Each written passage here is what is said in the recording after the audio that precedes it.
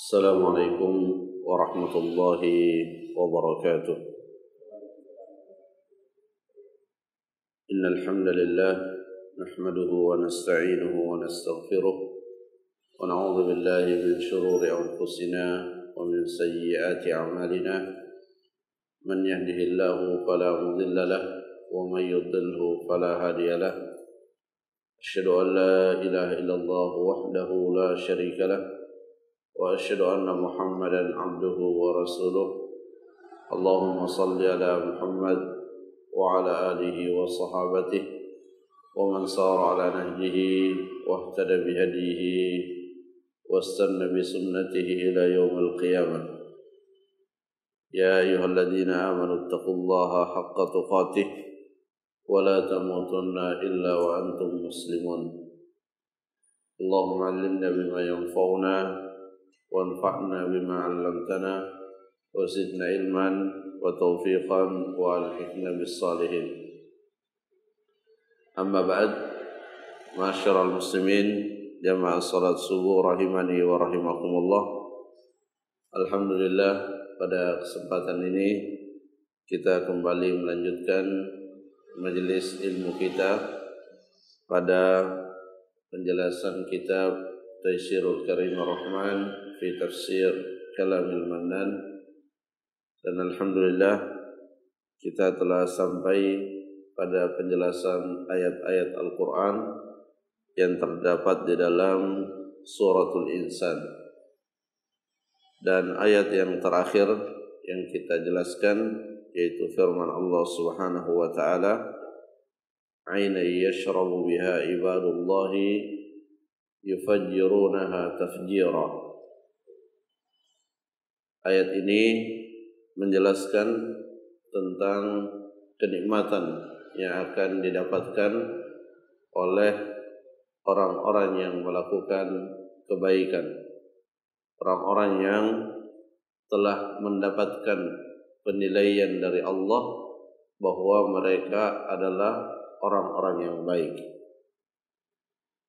Dan dijelaskan oleh Syekh As-Sa'di rahimahullah bahwa seseorang akan dinilai baik oleh Allah Subhanahu wa taala ketika orang tersebut melakukan amal-amal kebaikan, yang mana amal kebaikan itu lahir dari hati yang baik.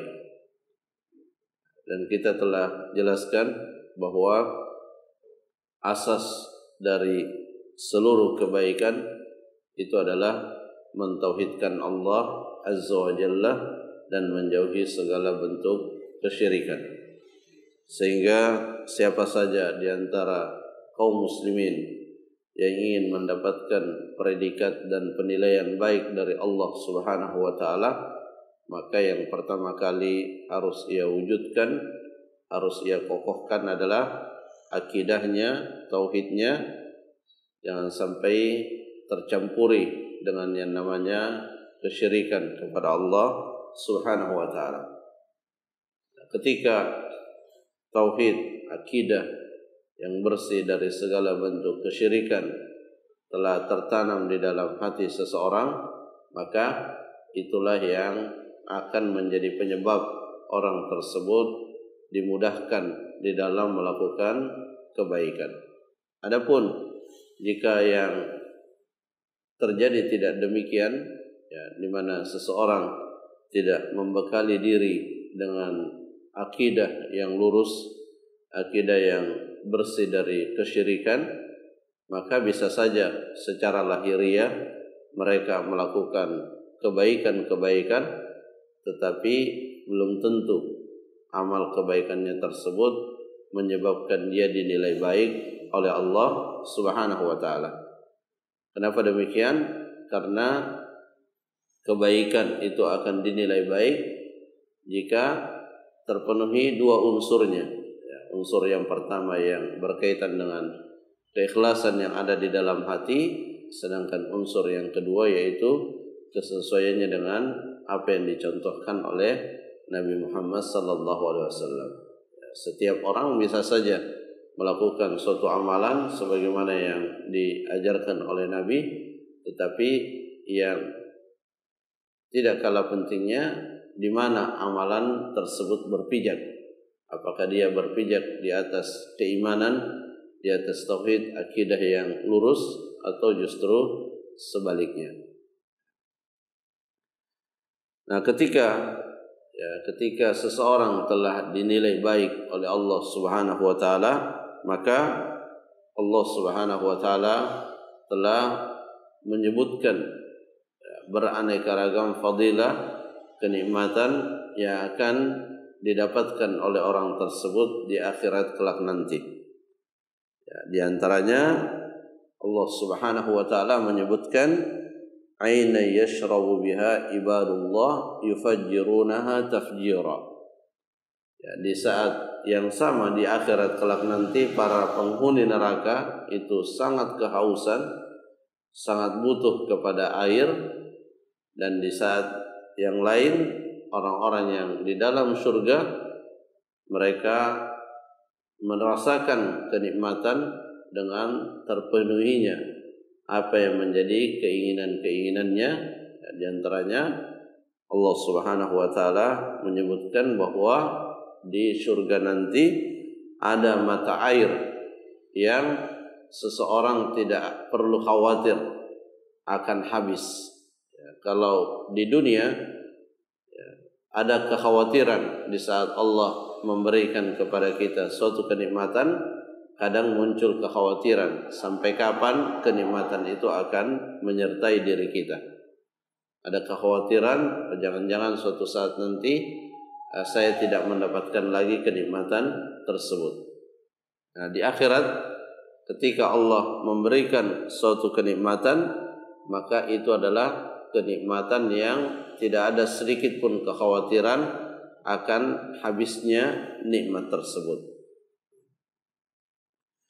Kemudian di ayat yang berikutnya Allah Subhanahu wa taala secara lebih terperinci menyebutkan ciri-ciri al-abrar, ciri-ciri orang yang baik, yaitu yufuna bin nadri wa yakhafuna yawman kana syarruhu mustatira. Mereka menunaikan dan menepati nazar-nazar mereka, dan mereka juga takut yawman kana syarruhu mustatira, dengan hari yang mana keburukan pada hari itu menyebar. Maksudnya pada hari kiamat, ketika Allah mengazab, ketika Allah Subhanahu wa taala menyiksa, ketika Allah Subhanahu wa taala memperlihatkan juga huru-hara hari kiamat, maka itu menyebar kepada siapa saja kecuali yang mendapatkan rahmat dan kasih sayang dari Allah Subhanahu wa taala. Sehingga seseorang itu takut kepada hal tersebut. Tetapi perlu juga kita ketahui bersama jamaah rahimakumullah bahwa rasa takut yang benar itu adalah rasa takut yang menyebabkan kita menahan diri dari keburukan-keburukan, dari perbuatan-perbuatan dosa. Karena kadang juga ada rasa takut, tapi justru rasa takut itu menjadikan orang tersebut menjadi lemah, menjadi tidak berdaya. Seperti orang yang takut terhadap suatu penyakit tertentu. Justru rasa takut itu bukan memotivasi dia untuk sungguh-sungguh di dalam berobat, tapi justru sebaliknya membuat dia putus asa, tidak memiliki lagi daya dan harapan. Rasa takut yang benar itu adalah rasa takut yang menjadikan seseorang lebih kuat di dalam menghindari keburukan-keburukan dan perkara-perkara maksiat, perkara-perkara yang diharamkan.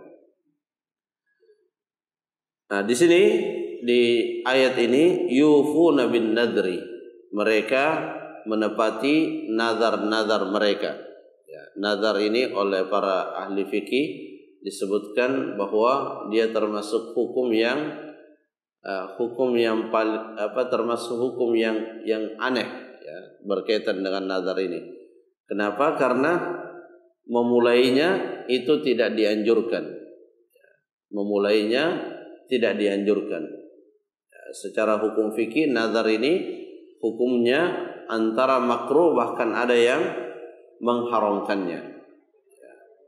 Tetapi kalau sudah terucapkan, ketika seseorang sudah bernazar, maka dia wajib untuk menepati nazarnya selama nazarnya tersebut bukan dalam kategori nazar maksiat.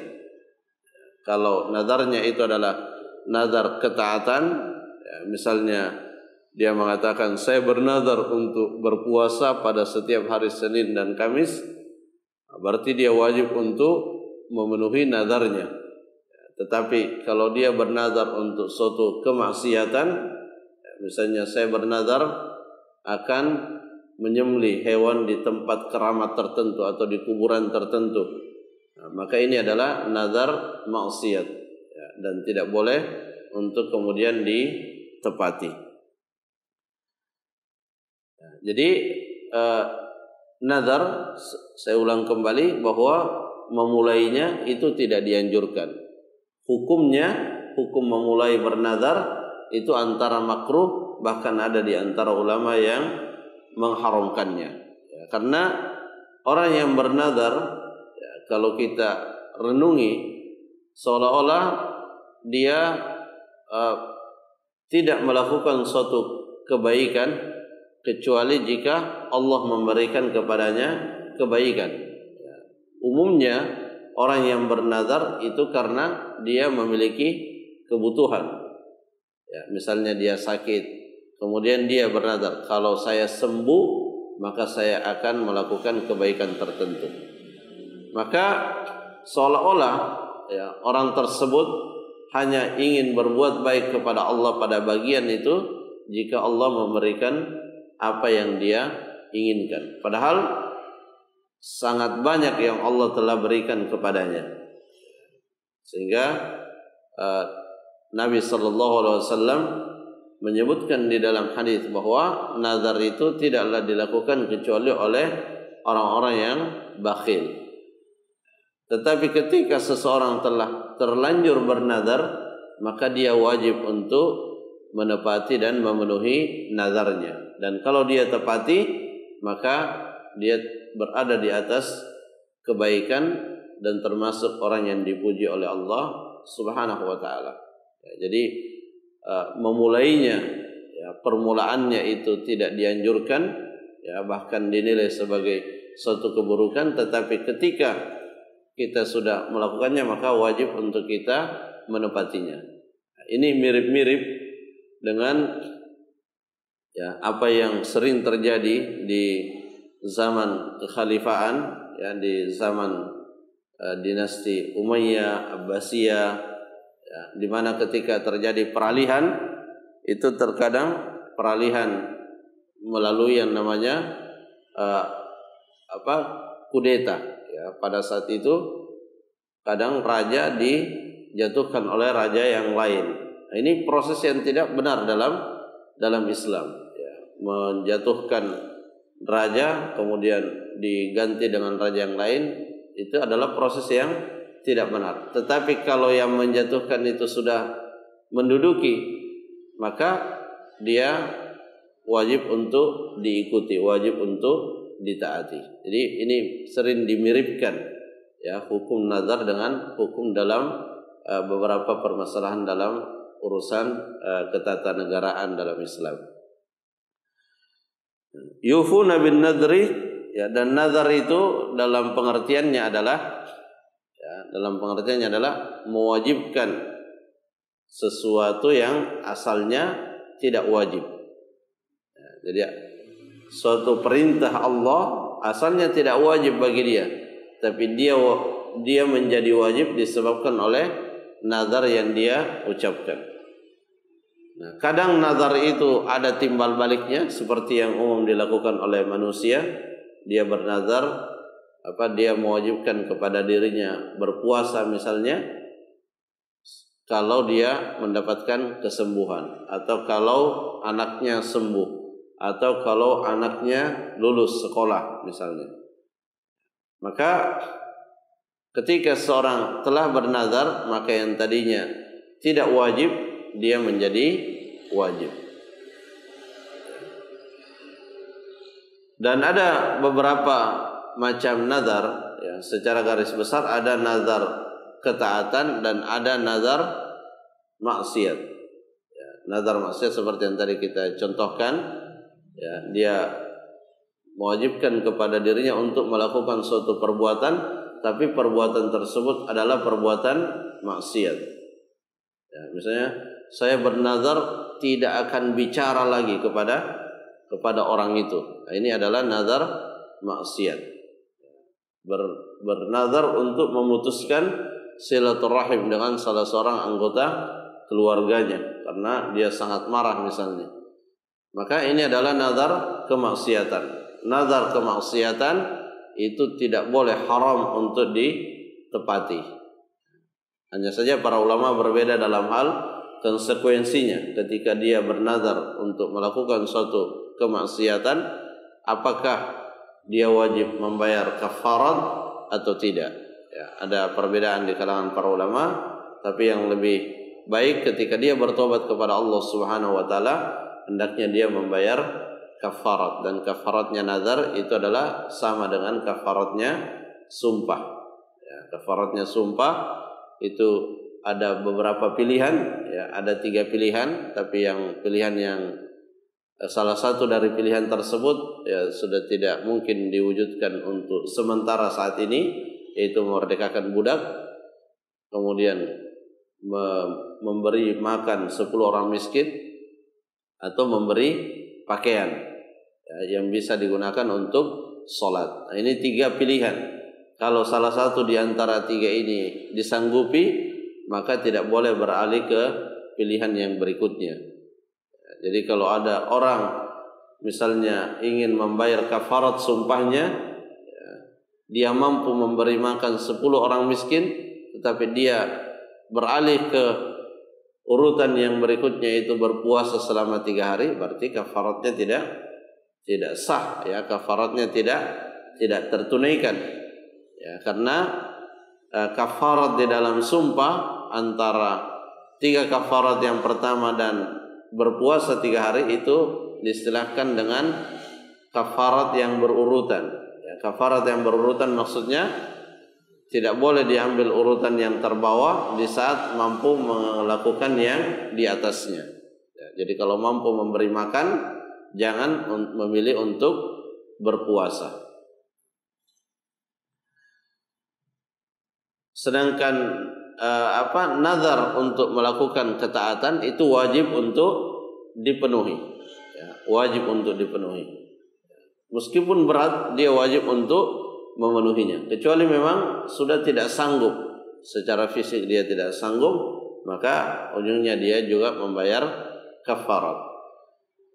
Dan nazar itu, ya, nazar itu sudah terpenuhi kalau seseorang melakukan yang lebih di atasnya. Misalnya seorang bernazar, saya akan menyembelih seekor kambing dan memanggil tetangga-tetangga saya untuk makan. Ya, tetapi ternyata dia menyembelih seekor sapi, maka sudah terpenuhi nazarnya. Ya, dahulu di zaman Nabi SAW ada orang bernazar akan melaksanakan salat di Masjidil Aqsa. Kata Nabi SAW, tidak usah pergi ke Masjidil Aqsa, cukup salat saja di Masjid Nabawi, ya, karena keutamaannya lebih tinggi salat di Masjid Nabawi daripada di Masjidil Aqsa. Sedangkan nazar yang mubah, Nabi SAW, nazar yang mubah itu maksudnya ya disebutkan di dalam hadis juga, dahulu ada yang bernazar untuk berdiri berjemur di bawah terik matahari dalam keadaan berpuasa. Kata Nabi SAW, silahkan dia berteduh, silahkan dia duduk. Maksudnya tidak perlu dipenuhi itu, ya, tidak perlu dipenuhi berdirinya dan berteduhnya. Tetapi ketaatannya itu berpuasa, kata Nabi, tetapi teruskan puasanya. Jadi yang mubah yang haram itu tidak, yang haram jelas tidak boleh untuk dipenuhi. Demikian pula yang mubah, yang wajib untuk dipenuhi itu adalah yang ketaatan. Ya. Hanya saja ketika yang mubah dan yang haram tidak dipenuhi, maka yang lebih berhati-hati adalah kita membayar kafarat, dan kafaratnya sama dengan kafarat dalam sumpah. Jamaah rahimakumullah, di sini disebutkan pujian yufuna bin nadri, ya, mereka menepati nazar-nazar mereka. Ya, kenapa mereka dipuji? Karena mereka menunaikan sesuatu yang asalnya tidak wajib dan menjadi wajib, sehingga itu menunjukkan bahwa yang asalnya memang wajib itu lebih utama untuk dia tunaikan. Jadi yang asalnya tidak wajib saja dia bisa tunaikan, apalagi yang memang asalnya wajib. Jadi kalau nazar dia bisa tunaikan, maka yang wajib bukan karena nazar itu lebih utama untuk dia tunaikan. Itu penyebab kenapa mereka dipuji oleh Allah Subhanahu wa taala, karena dia melakukan yang wajib secara asalnya dan juga menepati sesuatu yang wajib karena dia nazarkan. Wa yakhafuna yawman kana syarruhu mustatira, dan mereka takut, ya, mereka takut pada hari di mana syarruhu mustatira, keburukannya menyebar di hari kiamat. Siapa saja yang ditetapkan akan menerima siksaan, maka tidak ada yang bisa menghindar dari siksaan tersebut. Siapa saja yang akan menerima suatu keburukan tidak bisa menghindarinya. Mereka takut dengan hal tersebut, dan ini saling berkaitan. Ya, jadi ketika seorang memiliki rasa takut, ya, kepada ancaman Allah Subhanahu wa taala di hari kiamat, maka itulah yang akan mencegah seseorang dari melakukan suatu keburukan. Kemudian ayat yang berikutnya, ya, wa yut'imuna at-ta'ama ala hubbihi, dan mereka, ya, tadi menepati nazar. Kemudian ciri yang berikutnya, wa yut'imuna at-ta'am, dan mereka memberikan makan, dan mereka memberikan makan kepada orang yang sangat membutuhkan. Jadi bersedekah itu semakin besar nilainya kalau sedekah itu diberikan kepada orang yang sangat membutuhkan.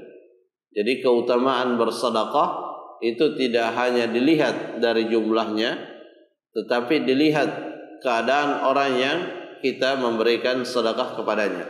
Semakin besar hajat orang tersebut, kebutuhan orang tersebut, lalu kita memenuhi kebutuhannya, maka semakin besar nilai sedekah tersebut.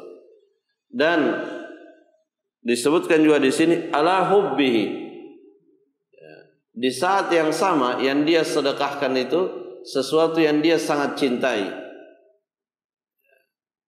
Itu juga menjadikan sedekah itu memiliki nilai yang tinggi di sisi Allah Subhanahu wa taala. Karenanya Nabi sallallahu alaihi wasallam, ya, ketika ditanya sedekah yang paling utama, beliau mengatakan anta tasaddaq wa anta sahihun syahihun takhshal faqr wa tatamanna al-ghina. Sedekah yang paling afdal itu adalah engkau bersedekah dalam keadaan sehat, bukan dalam keadaan sakit. Kalau orang dalam keadaan sakit itu biasanya mudah untuk bersedekah, tapi dia bersedekah dalam keadaan sehat, bugar. Syahihun, dalam keadaan pelit, maksudnya dalam keadaan berat untuk mengeluarkan hartanya, mungkin karena masih ada kebutuhan-kebutuhan yang lain yang akan dia penuhi sehingga dia berat. Tapi bukan kebutuhan yang kebutuhan pokoknya, bukan, ya, karena tidak boleh kita bersedekah lalu kemudian mengakibatkan sedekah itu kita mengabaikan apa yang menjadi kebutuhan pokok kita dan kebutuhan pokok orang-orang yang wajib kita nafkahi. Ya, di hadis lain Nabi SAW ketika ditanya tentang sedekah, itu yang hakikat daripada bersedekah itu adalah mengeluarkan apa yang menjadi kelebihan dari kebutuhan pokok kita. Ya, cuma di sini penting untuk dibedakan antara kebutuhan dengan keinginan. Ya. Kalau kebutuhan manusia itu terbatas, tetapi kalau keinginan, itu yang kadang tidak terbatas. Ya. Tapi kebutuhan itu terbatas. Ya, kita berpakaian paling berapa kita pakai? Makan semua ada batasnya. Kalau kita bicara tentang kebutuhan, sehingga sebenarnya ya, seseorang bisa bersedekah kalau melihat pada kebutuhannya, karena pasti akan ada kelebihan. Tetapi kalau melihat pada keinginannya, ini yang kadang menghambat seseorang untuk bisa bersedekah. Nabi mengatakan, wa anta syahihun sahihun takhshal faqr. Engkau takut jatuh dalam kefakiran. Ya, kadang seperti itu ketika kita bersedekah, kita keluarkan, berarti yang dia punya misalnya 10 juta, dia keluarkan 1 juta, berarti berkurang. Ya, kalau berkurang berarti nanti, wah ini tidak bisa beli ini, macam-macam di pikirannya. Itu takhshal faqr, takut kekurangan. Ya, tapi sekali lagi bukan kekurangan untuk kebutuhan pokoknya, tapi keinginannya. Dia ada keinginan untuk ini, macam-macam keinginan, tapi bukan masuk dalam kategori kebutuhan pokok. Wa tatamannal ghina, dan dia sedang berusaha untuk mengumpulkan harta. Nah, di saat seperti itu, kalau dia mampu bersedekah, maka itu termasuk sedekah yang utama. Wa yut'imuna at-ta'ama ala hubbihi, jadi dia suka makanan itu, tapi dia sedekahkan.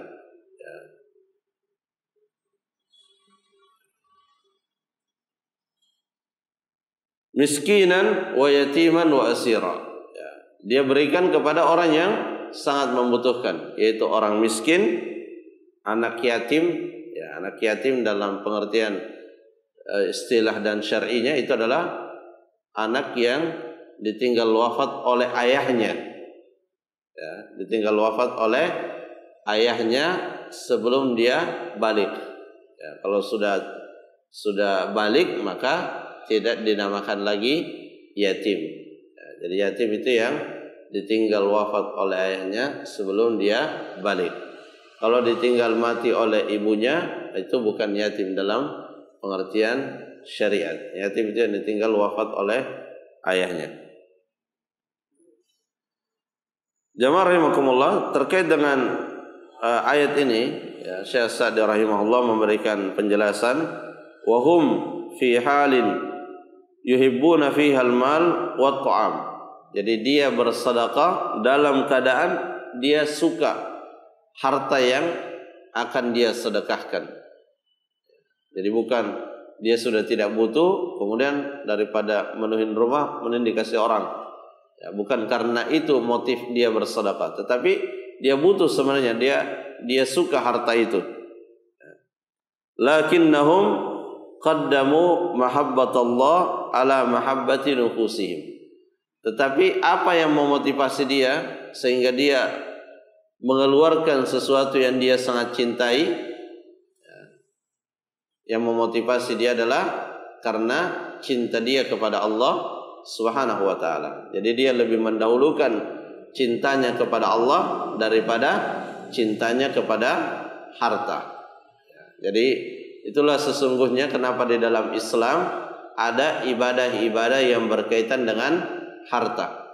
Ada zakatul fitr, ada zakatul mal, ada infak dan sedekah. Bahkan di awal-awal ayat Al-Quran itu sudah disebutkan kata-kata wa mimma razaqnahum yunfiqun.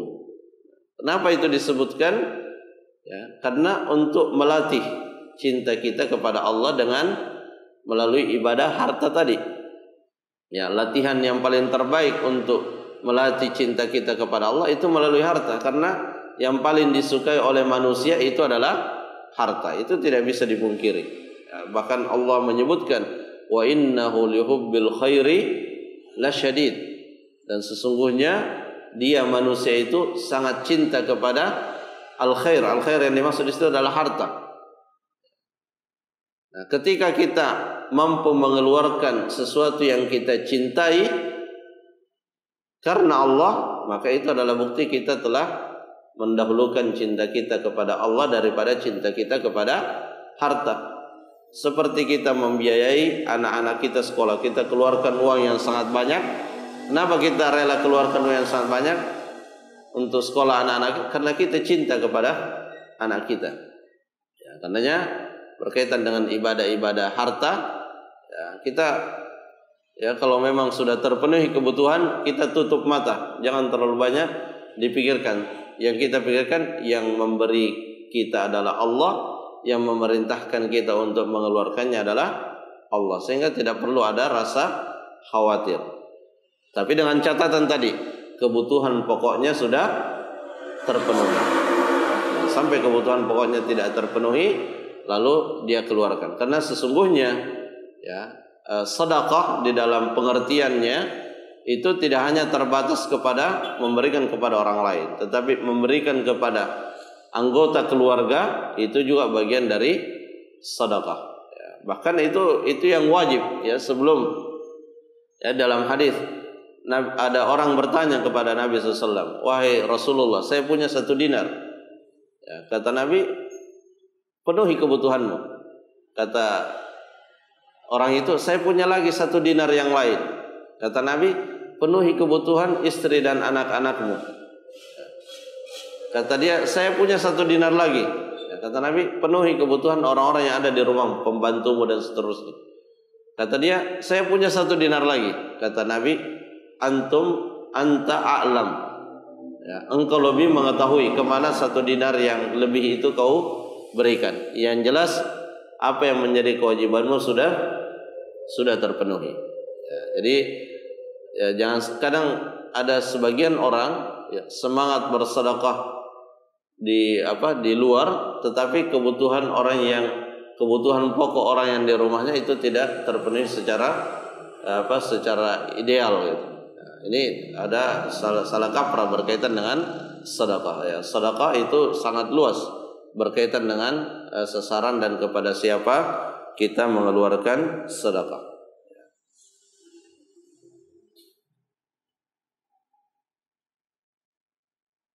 Lakinnahum qaddamu mahabbatallah ala mahabbati nufusihim wa yataharrawna fi it'amihim awlan nasi wa ahwajihim. Ya, jadi ada dua perkara dalam ayat ini. Pertama, dia mengeluarkan sesuatu yang sangat dia cintai. Kemudian kepada siapa dia mengeluarkannya, dia memilih orang yang memang sangat membutuhkan. Dalam hal ini miskinan, orang miskin, yatiman, anak yatim, asira, ini tawanan. Ya, tawanan perang. Kalau dalam konteks jihad fi sabilillah, ketika ada musuh yang tertawan, itu ada 3 pilihan bagi pemimpinnya. Bisa dibunuh, bisa ditawan dan kemudian dijadikan budak, atau bisa juga ditebus. Bisa ditebus dengan dilakukan pertukaran tawanan, atau minta mereka menebus dengan sejumlah harta. Tawanan ini dalam Islam, meskipun dalam hal agamanya bukan ya dia orang kafir, tetapi dalam hal kebutuhannya sebagai manusia itu dipenuhi dengan semaksimal mungkin. Ya, jadi tidak boleh dizalimi. Jadi ketika dia sudah jadi tawanan, itu terpenuhi hak-haknya. Ya, terpenuhi hak-haknya. Ya, hak untuk dapat tempat tinggal, ya, untuk dia makan, untuk dia berpakaian, itu wajib dipenuhi oleh pemerintahan kaum muslimin. Sebagaimana juga seorang budak ya di zaman itu, meskipun budak itu misalnya tidak beragama Islam, tapi wajib dipenuhi apa yang menjadi kebutuhan dasarnya. Ya. Jamaah rahimakumullah, ini yang bisa disampaikan, semoga bermanfaat. Wallahu taala a'lam bissawab. Subhanakallahumma rabbana wa bihamdik, asyhadu an la ilaha illa anta, astaghfiruka wa atubu ilaik. Assalamualaikum warahmatullahi wabarakatuh.